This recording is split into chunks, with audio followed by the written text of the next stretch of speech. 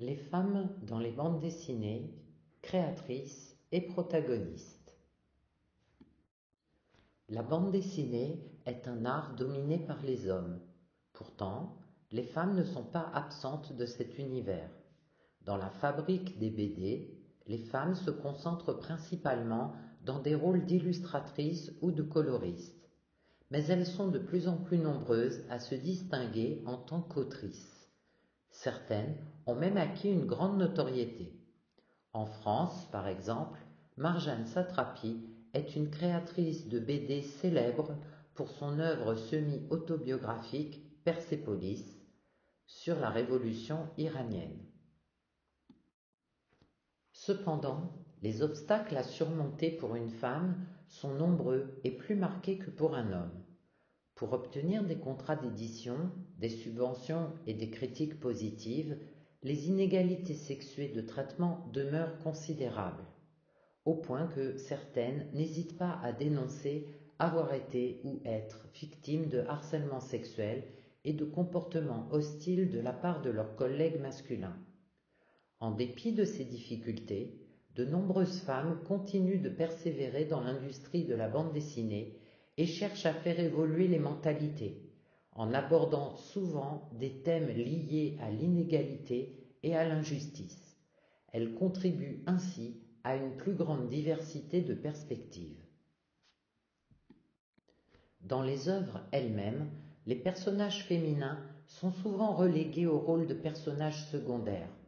On constate également une forte tendance à les représenter de manière extra-sexualisée, qu'on pense par exemple à Natacha ou encore à Sécotine dans Spirou, dont les derniers numéros poursuivent la tradition d'ancrer la représentation des femmes en femmes fatales, comme dans Luna Fatale.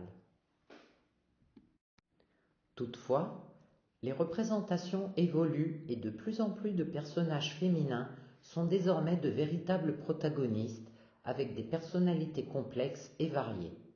Un exemple de personnage féminin qui a évolué est Adèle Blanc-Sec, créée par le dessinateur français Jacques Tardy. Adèle, personnage principal, incarne une aventurière courageuse, résolvant mystères et énigmes, quitte à se dresser contre les injustices. Elle est considérée comme une source d'inspiration pour les jeunes lectrices. Il n'en demeure pas moins que les femmes qui travaillent dans l'industrie de la BD peinent à faire publier des histoires mettant en vedette des personnages féminins, car leurs éditeurs estiment que cela ne correspond pas à leur public cible, traditionnellement masculin.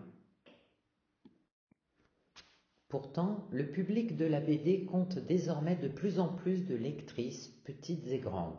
Elle représente aujourd'hui une part conséquente et croissante du marché de la BD.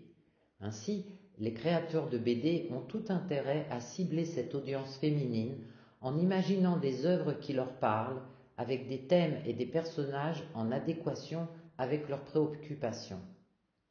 Bien que les goûts des lectrices soient variés et qu'elles lisent tous les genres de BD, certaines tendances se dessinent.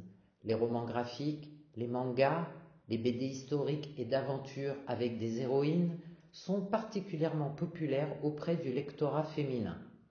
Les lectrices apprécient surtout les bandes dessinées qui offrent une représentation authentique des personnages féminins et qui évitent la sexualisation du corps de la femme.